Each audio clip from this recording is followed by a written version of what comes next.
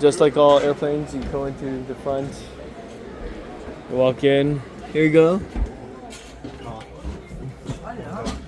This is what the pilot seat looked like back in the old days. Look at that. Really cool. And the dials that they had to use, the controls. This is first class, definitely for sure. Look at this.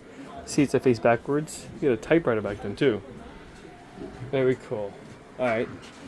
And of course the bathrooms were much bigger back then than they are today. There's so much room. So much leg room. There we go. And then you walk out and you're good.